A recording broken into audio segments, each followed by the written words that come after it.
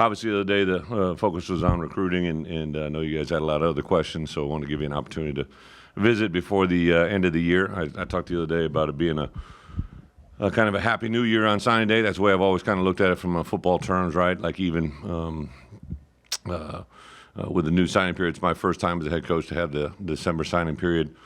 So I'd always kind of talked about it in that February period because at that time in my career, right, it's usually when you're done with the bowl game, you're done with recruiting, and you kind of turn the page. So it's a little bit different with the two signing classes. We obviously put the majority of our signing on that first class, but we're not done yet. Currently working on kids even today. I just got out of watching 8 different prospects on film today.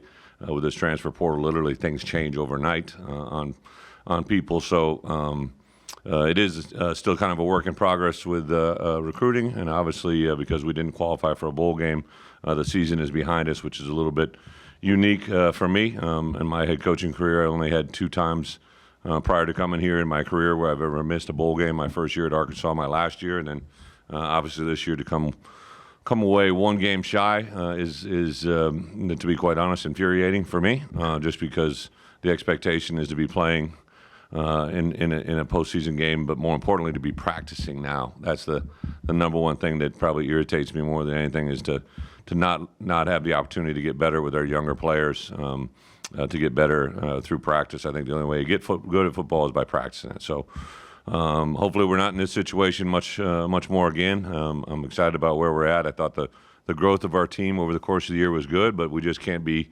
satisfied with playing hard and playing well, and at times playing well for 3 quarters. Like, that's just not acceptable to get to where we want to be. So a lot of things that we're looking at now, coaches-wise, offensively, defensively, staffing, different things that we have to do to get better, and just a lot of different things in our building. I think the neat thing for us, too, right now is, as a head coach now, everybody's been around me for a year, whether it's administration, whether it's our players, whether it's the university. I've been able to build a lot of relationships. I think when you walk through the door the first time as a head coach, you're often viewed by the people that came before you, whether that's right, wrong, or indifferent. I think people just naturally transition to that they think every coach is kind of the same, right? Every head coach is kind of similar to what they've done in the past. And the more I got here, the more I was trying to stress to them, like, I really don't care what's happened in the past.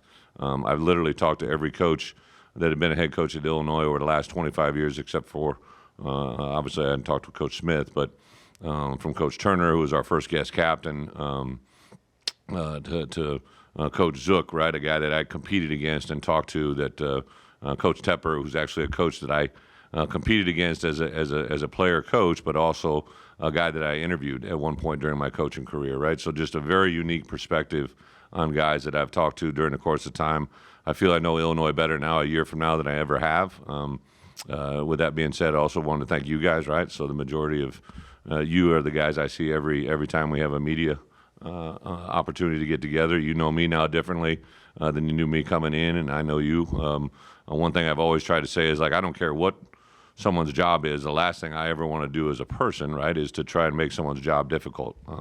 Everybody has a living that you choose. Your profession is what you choose. As a head coach, the times I get frustrated is when I see someone, not from a media standpoint, but I really grow very, very quickly tired of people that waste my time, right? People that make my job more difficult by just not being good at theirs, right? That really just is something that annoys me.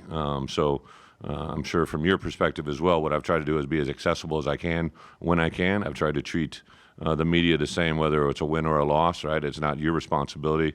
It's my responsibility, but actually human relations or human emotions are very strong, right? So after a game, I've always tried to, take a minute before I talked with you guys, especially if I was in a mode of operation that wasn't going to be conductive to having great conversations, right? So I try to own the moment and move into it. So thank you for that. And then also just with Bret, obviously it was my first time coming here and asked for him to be heavily involved in football. He's a guy that I've really grown tight with, and a guy that I respect the way he handles it. So I know Kent will still be around and in capacity in a bigger picture, but anything dealing with football, anything dealing with our players, anything dealing with our coaches, I appreciate the correspondence with him. He's really in communication with me on a daily basis to get where we need to be. Sam's been unbelievable with us as well. So the media relations part of this job over the last year has been awesome. I look forward to moving forward as well. So with that, open it up for questions, really anything and everything from roster to if you still want to hit on some recruiting things, I'm definitely good with that as well. But obviously it was a busy coaching carousel. You guys stayed steady. Do you anticipate that? I mean, do you expect any staff changes moving forward, or do you think the carousel's kind of stopped in that regard? As soon as there was transition, I knew some things were going to be happening. I'd never say never on my 10 coaches. One of the first ones, that John Marinelli was a guy that I'd hired. John was a very well accomplished high school coach who got in the coaching world. Kevin Sumlin and I are guys that have known each other, been around each other a long time. So when when I became aware of John through a couple different people, he's a guy that I was interested in talking to, and then that was literally one of my latter hires, right? But he worked with me on a daily basis on a wide range of topics, and so when he had the opportunity to go to Connecticut, I said, hey, absolutely, this is something that actually, ironically, just talked to him this morning. Something that he could do. A couple of my analyst positions have got job opportunities that they're currently considering, that are interviewing for some different things. But until really that last week in February, I never feel good where I was at. I learned really early on, my first year as a head coach, I hired a guy by the name of Mike Devlin, who I played with, who was a longtime NFL player and was at the time he was coaching at the University of Toledo. I kind of learned through fire on this one, right? So. His head coach's time allowed me to talk to him, wanted me to have him, and I told him that's the person I wanted to hire, and I didn't. He said, Coach, can you let me keep him through recruiting? He's got like 8 guys committed to him, and Devil and I were great friends from college, and is a guy that we'd always talked about hiring, and then literally the night before he was supposed to come here, he got a job. That's when Mangini became the head coach of the Jets, and he stole him from me the night before he was supposed to show up. So I learned early on, right, to take advantage of the hiring process when you can. So until we kind of get through that time right now, I can't say 100%. Coach, you mentioned the Bull situation. You guys were the 5-7. They talked about maybe, you guys are getting a bid, but obviously they didn't happen. How involved were you in that? What would that have meant for you guys? Yeah, so really, if we were, at that time we were, what were we? We were 4-7, I guess, correct? At that time when all that conversation came about, really, I knew it was going to be, I knew the game when we could no longer win 6 games had happened, right? At that point, I knew that the chance for qualifying for a bowl automatically was done, or in a sense, automatically. And then someone mentioned, the 5-win opportunity, and I'm like, listen, if we were 10-1 right now, I'd be having the same conversation. We don't talk about bowls until we get done with the season. I literally wasn't. I know Bret kept me informed. Administration had said some things, but I really had, all I wanted to do was practice. Like, if you get to know me right, we literally practiced that last Saturday after the season. We had a practice where we went in the indoor, and I practiced everyone that had not exhausted their eligibility. And we were at a 5-win team, but I specifically asked the NCAA, and no one said no. So I got permission to go out, and we got one last practice. And I wish it could have been 10 more, but we couldn't. So the main thing I kept saying to our coaches is, I am upset, right, but that we're not going to a bowl, but it's more along the expectation, right? So they started talking about how banquets had been scheduled for the first week of December, or kids were leaving after finals, and I'm like, well, what are you talking about? Like, how can they be planning on leaving if they don't know that we're going to be in a bowl game or not, right? But the expectation here, because they haven't, was the reality of that they didn't plan on going one. And it blew me away. We are going to have a banquet, a senior banquet, on the second Saturday in December every year because we plan on being somewhere else the first weekend in December. That's how I've operated, right? And to get everyone to think like that, from the custodians that walk in the door in the morning to my coaches that are in the building on a daily basis, to administration, to the university environment, the expectation is to practice in December, not recruit, right away. So it's kind of a frame of mind that you got to get a lot of people in line with. No banquet. You're not having a banquet, or are you pushing back? We were going to have a banquet, but there was scheduling issue, and then with the whole kind of resurgence of COVID and everything else, we're looking at a couple different options. We'll go through 8 weeks of winter conditioning, 5 weeks of spring ball. Last year we had a we had a Monday night football game. I don't really want to necessarily follow that pattern, but I'm looking at the possibility of maybe a Thursday night football game, and then having one Saturday scrimmage after that, or one Saturday practice after that. So that Friday, we're looking at maybe the possibility it's a week before the draft. So technically seniors, I just want to honor these seniors. In conversations with Josh, these guys have been through so much and gave me an opportunity to coach them for 1 year. We'd love to do something for them in spring. Coach, in your opening statement, you talked about speaking with former coaches at Illinois and learning from them. Can you explain what they all kind of said and maybe how you were able to use that this season? Yeah, every one of them was every one of them had a different perspective, right? So one of the cool things about this opportunity, I distinctly remember the first time I ever met Coach Gunther, right? I was in Phoenix, Arizona. I was a young coach, and Coach Gunther was with Bob Bowlesby. And Bob Bowlesby at the time was the AD at Stanford. I don't believe he was a commissioner of the Big 12 yet. And Coach Bob had been the AD at Iowa, and I got my first job. He had been there as a player, and then when I was promoted to full-time coach. So he's a guy that I've known for a long time in this business, and he introduced me to Coach Gunther, and just struck up a relationship with him pretty quickly. And then when I was the head coach at Wisconsin, he became, kind of that liaison in the Big Ten office, and so I was around him quite honestly several times, and I always gravitated towards him. So he's literally one of the first former coaches I talked to, right? I believe Coach Turner was probably the second. Coach Zook was in there. Coach Tepper. Trying to think, there's probably a couple more. Unfortunately, there's been a couple, right? I think they all had their own perspective, but all of them have a different viewpoint, right? Like Coach Turner, what I really was engaged with him is like how he grew it, and then why he thought maybe it fell, right? Obviously, Coach Gunther had been here as perspective as an AD and player and all that stuff. But and then Coach Zook was probably the guy that I was most engaged with. Like, here's a guy that I competed against, had talked to about an employment opportunity with me when I was at Arkansas. A guy that I just really have a lot of respect for, even going back to we first met when he was the head coach of Florida, right? So a guy that's kind of similar to my age, background, experience, and his viewpoint was completely different. Than the others, just because of the way he took it over.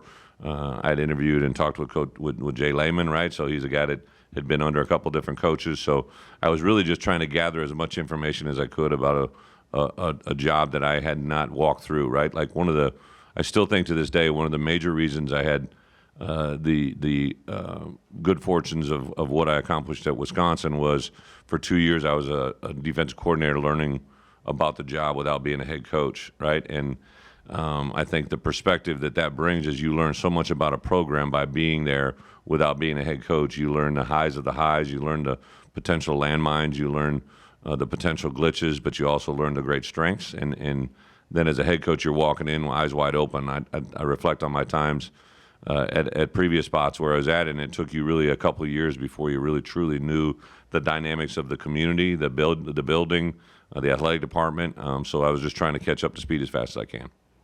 Coach, along those lines, big picture-wise, what have you learned over the last year about the potential for growth of the program? And do you feel like the support structure is all in place that you need to build a consistent winner? Well, first off, everybody's hungry, right? Because unfortunately there's only been a small number of winning seasons over the last 25 years. People are very, very excited to be successful, right? And I think really, obviously, when we beat Penn State on the road, and that didn't happen by chance, and to follow it up with a win at Minnesota, like that, now it got people like, oh, okay, well, this is where we're going. Players could feel it coming. The greatest indicator I had that good things were going to begin to happen was from our players. Like I sat in our first bye week meeting, and I heard a group of Illini Council guys, were primarily fourth, fifth, and sixth-year players, talk about how thankful they were where we were at. Even though it hadn't appeared on the field, they knew that was coming. They knew what we were building.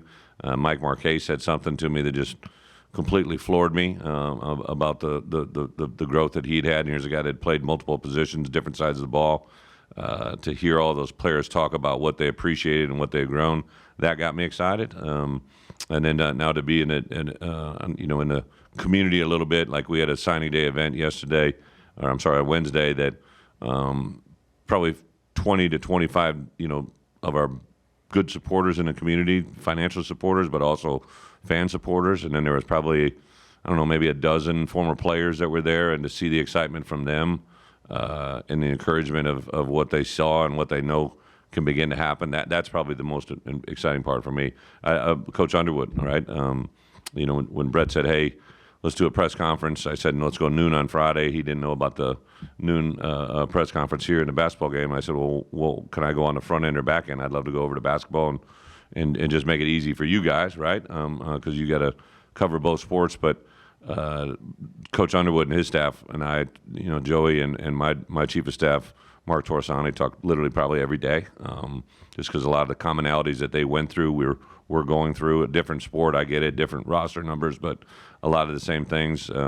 Josh and I talk daily. A lot of Josh's staff is in communication with us, so I think there's nothing better than having an AD that walked the walk here that wants to have success. So I think that part's probably the most encouraging than anything.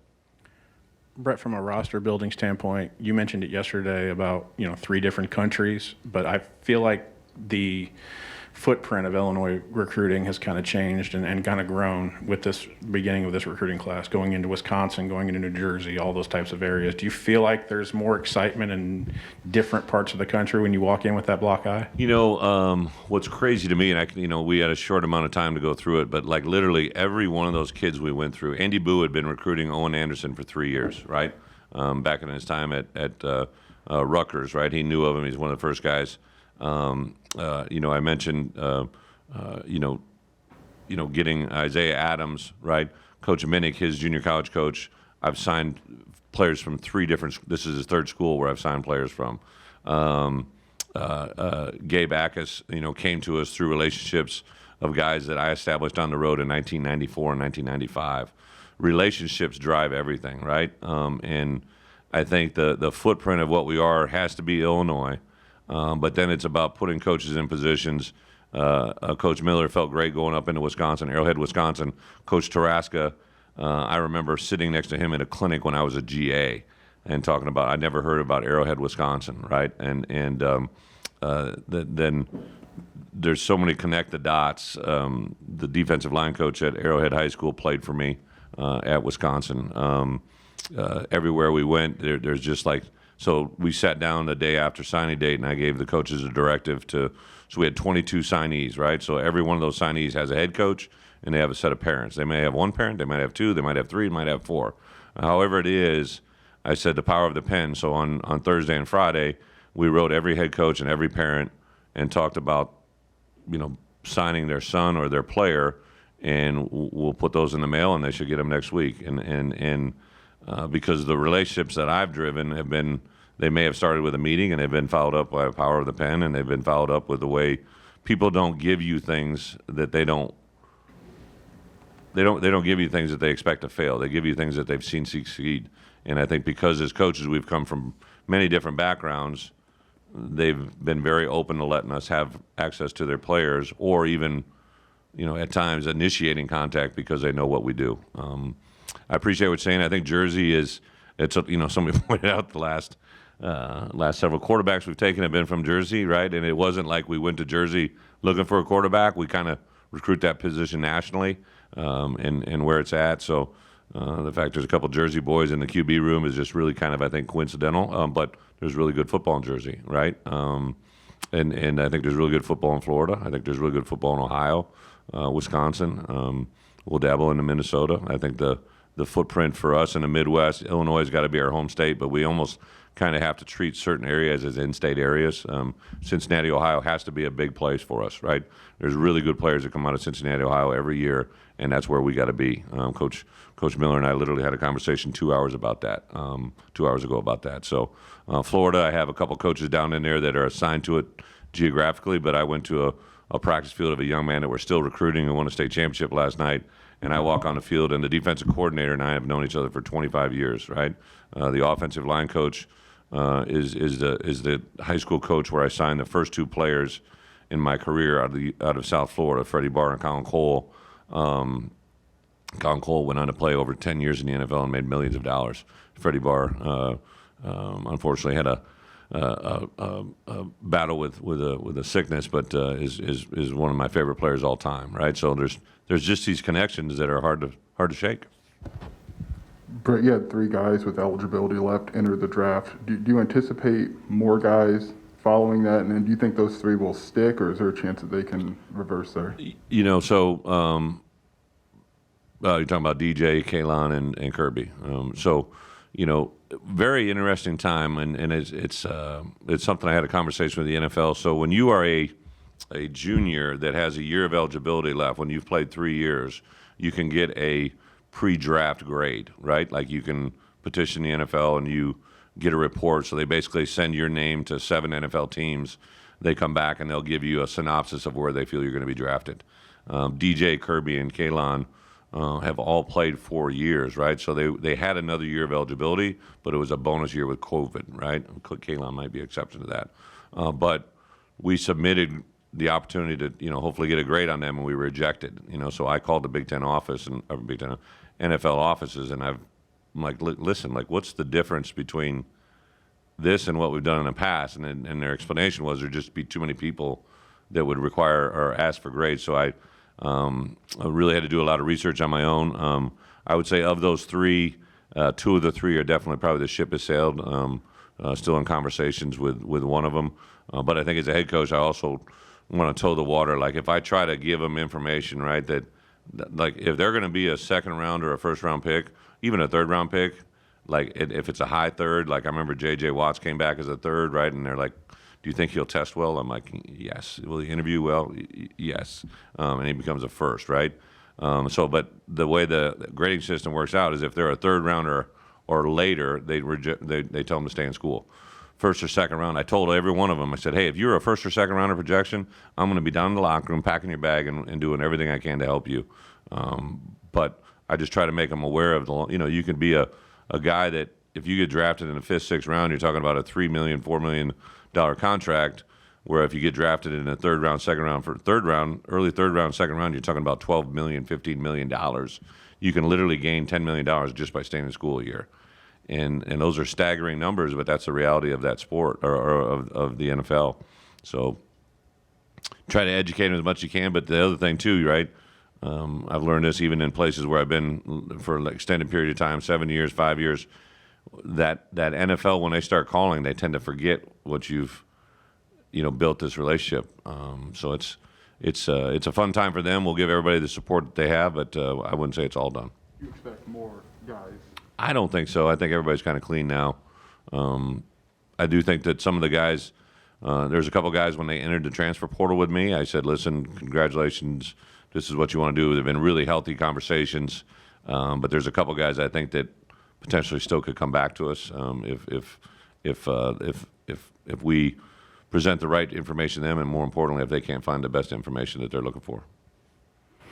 After signing 22 guys this week, just what other areas are you maybe focusing on position-wise to fill however many scholarships you have? We signed 5 high school offensive line, 1 junior college. I think we need the more experienced offensive linemen that we can find that could possibly join us is a good thing. Really respective on both sides of the ball. I think we're just low on numbers, right? It's a different scheme. It's a different for us defensively to play a 3 down. Like we're low on numbers, so I think that's something. I think we're always looking for good players on the perimeter that can change the game, if that's possible. So, really, at this point, you're not really turning down anybody that you feel could help us win a football game. So I don't really limit it to a position. Coach, what's the feeling on the quarterback room right now? Are you satisfied with where you're going to be at the beginning of the year? Also, is there any update on Art and how he's coming? Yeah, so we actually had a player panel yesterday on Wednesday with the people that were in our building for that, and Art was one of the guys on the player panel, and I know I saw him after surgery last time I saw him. He was in a shoulder harness and a wrist brace, and he came out around the corner and he typical Art dressed to the nines, slacks, golf shirt, because he's going to present to a group of donors, right? He's going to speak to a group of donors, NLI people and or NIL, NLI, right? NIL in that world, right?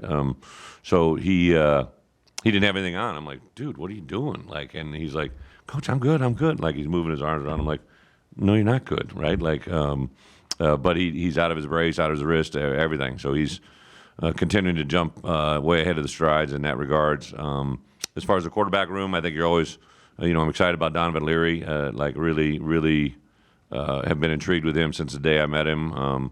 Being in the home in mid-December, I'm a big believer in DNA, right? Like I've signed some Watt brothers, some Henry brothers. I've had some success, and then you watch these guys, father-son combos. Now I'm recruiting a lot of guys that used to be.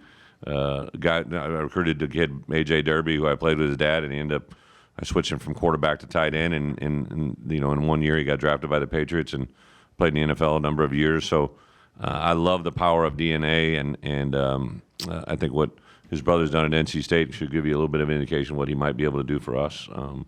I think the QB room that we had at the end of the year can definitely have additions. I think just pure numbers-wise, there at a time we got a little bit thin, and especially Art's not going to be able to go through spring ball. So any bodies that we can, not bodies, anybody that can help us win a championship that can enter that QB room, I think would be open.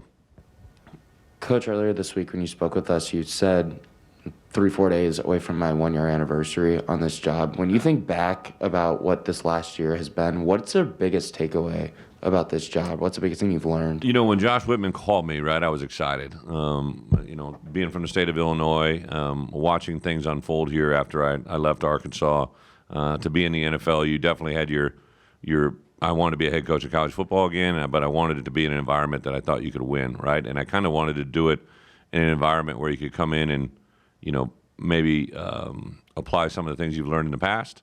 So to get the flagship university for a state that I grew up in and competed in this conference as a player, assistant coach, coordinator, and head coach, it's like the perfect recipe, right? I couldn't ask for anything better. And now to get here and be in this environment for a year, to see the growth that we have, to also really take this month now here, we'll reset. We'll start our freshmen. These guys that are signing with us now, they'll report on Wednesday, January 12th. And so I'm making schedules. I'm doing spring ball schedules. I'm doing future scheduling for us in conference play, out of conference play. Just the excitement about where we can go is probably tenfold now of when I started, and it was high when I got there. Right? It's probably the unfair thing to say, but I was really excited when I got here, but now I know what's tangible, and now I'm even more excited, right? Because the response from the people in the state of Illinois, high school coaches, the players, to know what we're capable of doing in the recruiting world, to know what we're capable of doing within this conference, especially in the Big Ten West, to know that Iowa represented the Big Ten West in a game that we all want to get to in Indianapolis, to know that we were right there toe-to-toe and weren't able to get through. We took the team that won it a year ago and beat them 47-14. I remember Josh came over and met with me the day after the game, and I had the Land Lincoln Trophy on my table, and he's like, "Oh, what?" And he never touched it, right? And I'm like, "What do you mean?" And I knew that we hadn't won it in 6 years, but those things Bret hit me with a stat the other day. So when Chase got 1,000 yards, that's the 14,000-yard rusher I've had in my 13-year career. That equals the number of 1,000-yard rushers in the history of 132 years of Illinois football, right? So I know what we can do here, and that's more tangible now than ever in my life, ever in the past year. So it definitely has me excited. Bret, can I get your thoughts on recruiting in the NIL world now that we're in? Basically, I keep going back to the Lane Kiffin quote on Wednesday about kids just want to know how much money I can give them and how much money they're going to get. Is it frustrating in the sense of you have to kind of tell parents whatever you're being promised, it's not a guarantee, it's not on paper? I think when the NIL came through, everybody was had their own thoughts and what it could be or couldn't be, and by no means do I want to speak on Lane's behalf. Known Lane for a long time, so I think that I can literally promise you as a head coach Now sitting here after one recruiting class, not one person mentioned it to me, right? Not one person in recruiting, not one parent, not one story, right? But I will tell you this: I hired Pat Pearson to come here from the University of Oregon, and I think he and Josh and administration have been on the cutting edge of. I can't tell you how many times when we'd have a kid on campus for an official visit, and we'd put our NIL presentation together, and the parents would be like, "Oh my!" And they'd been several other places within our conference, within this country, and they're like, "I've never seen anything like this." And our players can talk about the measurements we took a year ago to set up their social media accounts, to work with Open Doors, to have a game plan for how they can have success, right? And I can see Josh McCray's face the first time I talked to him about, I know what check he got to cash, on an NIL deal. So I know it's real, but I'm not. It's kind of like, we had one guy sign on the day of signing that was a hat trick, right? Like, we don't have a bunch of guys with 5 hats laid out there and whoa, like that's not me, right? So we're not going to recruit a lot of guys like that. Occasionally it may happen. One happened with Gabe, obviously, and I'll take his hat every day. I guess it was a shirt deal in theory, but I think it's a real thing. I think it's something very tangible. We're constantly working with our guys to maximize those things because it is real. It puts cash in their pockets. Anything that benefits our players, I'm all for. Like, my only concern with recruiting right now is really truly the initials, right? So right now you get 25 that you always get, and now we get 7 bonus. So you can get to 32, but I had 4 count from the fall, like Jack Badoviak, and there was 4 guys that we counted. So now I'm down to 28, and I'm going to have more than that I need to sign, right? So if I get to somewhere around 35, 36 guys that I have open scholarships for, and I can only sign 28, to me that's maddening. Like, that is so ridiculous. I know what I can recruit, and I know what I can develop, and there's players that are available to. It should be, in my opinion, 1 in, 1 out. Everybody's got 85. Nobody's got 86. Nobody's got 84. Everybody's got 85. Let's let them all play by the same rules and see what can happen. So I literally think we're going to get there. I just don't know if it's going to happen in the next year. I think this 7-man bonus that they gave us is strictly just a Band-Aid, and to me it's a pretty bad Band-Aid. But I'll take it because it allows me to do it. Brett Moses is no longer with the team, but we don't believe he's in the portal. Can you shed any light on his situation? And then also just touch on a little bit, like just building roster with so many different variables. Yeah, so like an interesting fact, the blue shirt, right? So those are guys that by certain NCAA rules, you are able to bring them in and start them on full scholarship literally the first day of classes. So there's a way to add a guy through. Moses is a little bit of a combo platter between some of his health and other things that we'll just keep between us right now until it becomes official. But there's guys that I think right now as we stand, like you mentioned, guys that are declared that maybe could come back. A guy like Casey Washington a year ago that went in the portal, left, and because he came back to us, he didn't count as initial. Like, I didn't know if I was going to be able to. We had to get in that had never happened before, right? So they didn't know the rule. We had to make an appeal. Benji and his staff in our compliance department has done an amazing job because we keep bringing up new situations that have never happened before. When I asked to practice after the season with a 5-win team, they're like, I don't know. No one's ever asked that before. So to my knowledge, we might have been the first 5-win team to ever have postseason bowl practice, right? When we didn't, just no one's ever asked the question. So that's the part that I love about this job is I keep asking why. Like, everybody wants to say no around here. I just keep saying why. No, will you tell me no? Well, let's try to find a yes. Let's try to find a way to get to where we want to be. So roster building, there's a couple creative ways I think we can get to it. Whether we do it through traditional recruiting means or we do it through creative means of transfers or guys that maybe they come in and they expect to pay for the first 2 years and we pay for the last 3. Anything that we can do to build our roster, I think, is going to help us. Thank you.